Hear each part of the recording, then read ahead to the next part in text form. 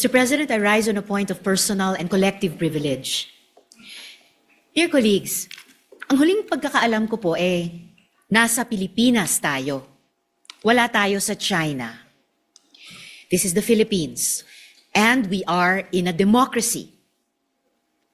Ang freedom of speech ay hindi lisensya para sa representante ng isang dayuhang bansa na manghimasok, manakot, at mambastos sa mga Pilipino dito in the name of free speech. Foreign missions are guests, not arbiters of our democracy. Kahit sino pang dayuhan, walang karapatang patahimikin ang mga Pilipino sa loob ng Pilipinas. Lalo na kung ambassador. Dahil mas mataas ang inaasahan sa inyo. An ambassador's behavior is limited by treaty. Even the Chinese Foreign Ministry spokesperson, Guo Jiakun, threatened Philippine officials on our very own soil, warning that they will pay a price for their words. The embassy has clearly violated Article 41 of the Vienna Convention on Diplomatic Relations, which mandates that foreign envoys must not interfere in the internal affairs of their host state. Censuring a Filipino official's internal discourse constitutes a breach of this protocol. Hindi nila pwedeng sabihin kung paano tayo dapat mag-isip at mamuna, lalo na kapag ang pinag-uusapan ay ang interes ng bayan at teritoryo natin. No embassy gets to decide who among Filipino officials is qualified to speak on Philippine interests. Sa mamamayang Pilipino tayo mananagot at hindi sa kinatawan ng ibang bansa.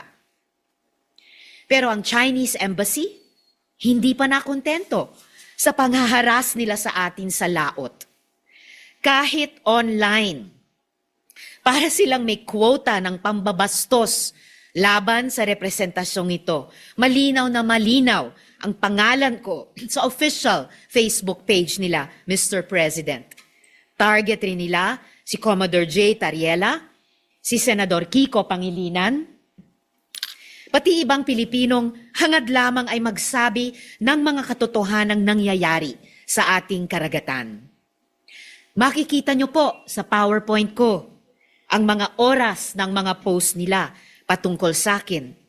They kept replying and replying and replying to my Facebook posts. Sunod-sunod na pangiinsulto sa akin at sa ating mga institusyon na para bang may quota. Sa totoo lang, mas marami pa akong media landing sa page ng Chinese Embassy kaysa sa mainstream media. Mapapatanong ka na lang talaga, official page ba ito ng isang embahada o ng isang troll farm? Operation na yan At yang kabit-kabit at coordinated attacks nila, matagal nang babala sa atin ng Armed Forces of the Philippines. Hangad nilang hatiin tayong mga Pilipino at ang hahanay ng militar. Guluhin ang isip ng taong bayan at pahinain ang loob natin sa West Philippine Sea.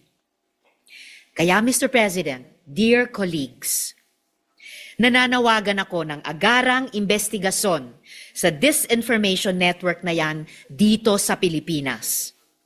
Kapag mga sundalo at opisyal natin ang ginugulo, usapin na ito ng national security.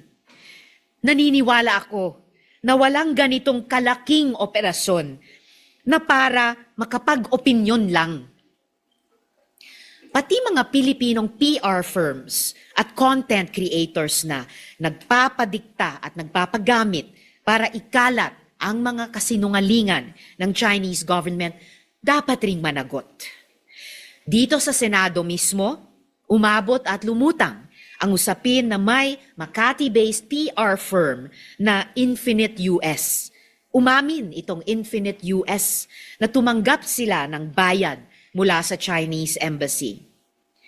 Dapat masilip ang scope of work ng proyektong yan.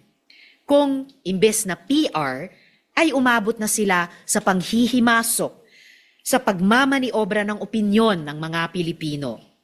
Panahon na para malaman talaga natin kung sino ang kumikita, sino ang nag-amplify, at sino ang mistulang megaphone ng China dito sa Pilipinas.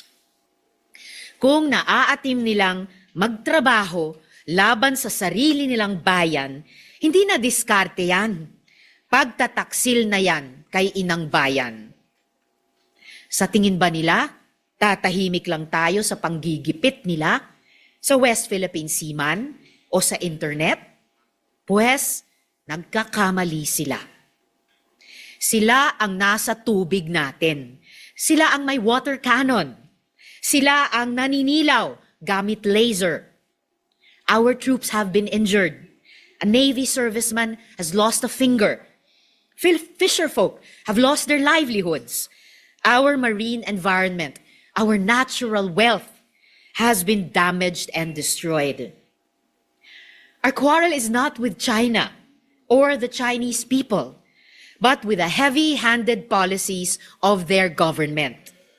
And now, the Chinese government has the gall to play victim over a cartoon? Come on, Mr. President. Pero pag Pilipinas ang ginawan nila ng cartoon, biglang okay lang ang pangungutya.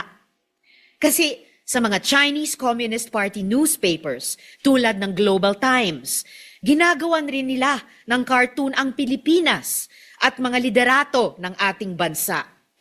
Ganyan yata talaga ang ugali ng mga bully. Malakas mang asar, pero ayaw nilang napupuna. Tariela presenting China's current regime, including its president, as bullies, is not an overstatement. It is a clear and common fact. Instead of taking accountability for their government's actions, the embassy has twisted and turned facts to suit their propaganda. Instead of showing restraint and remorse for escalating tensions, they have doubled down on aggression. As 2026 began, the AFP already monitored a force of 13 Chinese vessels, comprising 3 PLA Navy warships, 6 Coast Guard cutters, and 4 maritime militia boats encircling Scarborough Shoal. As of January 2025-2026, the Armed Forces of the Philippines reported a swarm of 41 Chinese vessels, including Navy warships and maritime militia, actively trailing and harassing Philippine patrols. Their tactical focus has notably shifted from ramming government ships to directing their violence against our fisherfolk, effectively denying access to their traditional fishing grounds. Kaya sa Chinese Embassy, huwag niyong niloloko ang mga sarili ninyo na ang pamumuna ng mga Pilipino ay kung anumang political theater kuno o kung anumang sinubo na naman sa inyo ng mga trolls ninyo. Kung naghahanap kayo ng katotohanan, eto, sasabihin ko sa inyo ang totoo. Chinese Embassy, kayo ang problema. Dahil sa tuloy-tuloy na pangaharas at panggigipit ng mga Chinese vessels ninyo sa mga Pilipino, kaming mga nasa loob ng tahanan namin ang hindi makakilos ng malaya. Mga Pilipino ang dapat nangunguna sa pagsisiyasat at pagpapaunlad ng oil at gas reserves sa West Philippine Sea na para sana sa murang kuryente, mas matatag na supply ng enerhiya at mas maraming trabaho. Pero dahil sa angas ng Chinese government, apektado ang negosyo, ekonomiya at dignidad ng Pilipinas. Yung mga isda na dapat nasa palengke natin, yung kabuhayang dapat nasa agrikultura natin, yung pagkain dapat nasa mesa ng pamilyang Pilipino, dapat hindi ibinabalato sa China. Panawagan ko rin po sa lahat ng ating mga kasamahan sa gobyerno, huwag po tayong matakot. Huwag po tayong tumigil na magsalita at manindigan para sa ating inang bayan. We have the sworn duty to protect and defend the Philippines. At panawagan ko sa bawat Pilipino, maging mapagmatsyag. Huwag tayong magpabola sa propaganda at kasinungalingan ipinapakalat nila. Alam kong hindi natatawaran ang dangal ng isang tunay na Pilipino. Kaya kapag may nakikita kayong paulit-ulit na script na ang tono ay magparaya na lang tayo sa Chinese government kuno, alam na natin kung ano yan. Pampahina ng loob at pangbabaluktot. Ginagamit nila ang demokrasya natin para lituhin at hatiin tayo bilang isang bansa. Mr. President, dear colleagues, makakaasa kayo, hindi rin po ako papayag na ipinahihiya tayo sa sarili nating bahay. Hindi natin o hindi tayo papatahimikin sa sarili nating demokrasya. Sa dagat man o sa social media, hindi natin tatantanan ang unti-unting panghihimasok ng Chinese government.